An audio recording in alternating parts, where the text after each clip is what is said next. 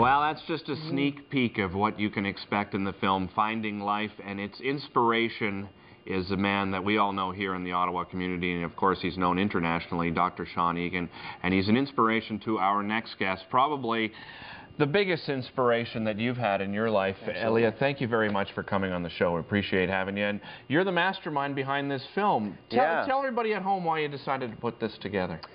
Well, I think it all started in 2005, and I went on a journey that completely changed my life. And I met a man by the name of Dr. Sean Egan, and he wanted to be the oldest Canadian to summit Mount Everest at the age of 63 years old.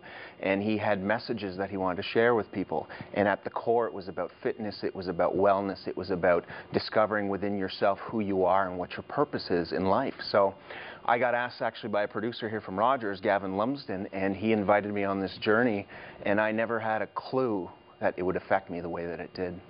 And you didn't know Dr. Egan beforehand, right? It was kind of serendipitous that it turned out to be such an incredible relationship. Why don't you tell us about that? Yeah, it's you know, serendipity or karma, depending on how you look at it and what you believe in. But yeah, I met Dr. Sean Egan 3 days before going on this journey, and I was a guy who'd never slept in a tent in his life, and suddenly I find myself in the middle of the Himalayas. You're looking around for the Hiltons? Yeah, no Hiltons up there. Yeah, so he had an impact on me. I don't know what it was or how it came to be, but there was just this really profound connection, and I started to understand what it was that he was trying to accomplish, and it completely resonated within me, and it touched me, and I grew very close to him. And that place, it's a place where you don't have anything around you. You don't have comforts, you don't have people, you don't have all the technology, and you really connect with yourself and you connect with those around you. And I believed in what he was trying to do, and I thought, you know, my job, my art as a filmmaker, I had the real power to help him convey his message. Yeah, and you did this film not only in memory of himself, but as a journey for yourself. Tell us a little bit about how that journey's gone for you right now. Well, it's been a long one. You know, each of us has our own journey in life. We all have our own mountains to climb. And with me, what I did is Finding Life is a story about me. It's a parallel story between my life and Sean Egan. So in the movie Finding Life, you will hear both of our accounts of what happened on Everest. And I went back in 2006, and I decided I had to go back to retrace Sean Egan's steps. I'd nenever climbed anything in my life. And it's kind of crazy, but 3 weeks before... A little more than kind of crazy. Yeah. Well, 3 weeks before leaving, I knew that I had to go and actually climb this time. In 2005, I didn't climb.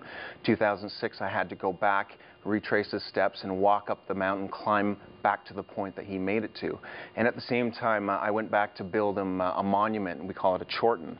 And it's in honor of him, and we had a beautiful ceremony at 14,000 feet, and it was just incredible, truly incredible. And Elia, you're going back, right, to actually quest for the summit this time? Yeah, we're leaving in a week, so wow. It's very exciting. It's very overwhelming. Not only do I have to climb, I have to make this film at the same time. And the movie's a very specific story. It's about me, it's about Sean Egan, but the messages are all universal, and there's something in it for every single person who watches it. And I always like to say, if somebody can get one positive thing about this that will affect them and change them, then I just think I've... What would you like people to learn from it?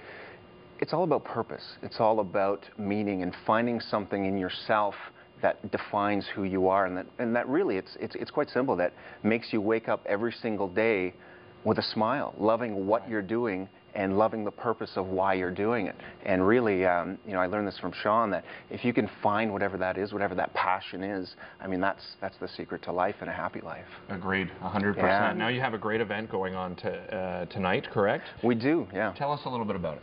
Well, it's a fundraiser for Child Haven, and when Sean died, there was the core team of the expedition that decided to build a school in memory of Sean for these children at Child Haven. So tonight, we're hoping to raise the last $6,000 for the school. You know, you go to childhaven.ca, you can see these children, and I'll be introducing these kids to people through the medium in which I work, film, and also it's an interactive presentation, so I'll be showing scenes from the film, from the Himalayas, stuff that no one's ever seen, completed scenes from Finding Life, and really sharing my story, my journey, and connecting all the dots for people. And like I said, it's a real experience, and I just hope that people will take something out of it and find the life within themselves. How can people find out more information about the story? FindingLife.ca. You know, Okay. we've got blogs. People can sign up for the blogs. You can go and find out about Sean Egan, who he was, who the children are, and of course the whole journey of Finding Life. And there's video on there. You can go see the trailer, the full trailer online. And we really hope people will join this journey, because it's really something that that can really Well, help. thank you, Elias, so much, and I'm sure there's going to be a lot of people behind you. Good luck. Thank you. Good luck. Yeah, Thank you. indeed. Come on back when you're Yes, done. for sure. Don't go away. We're coming back with a live performance by Ron Hines.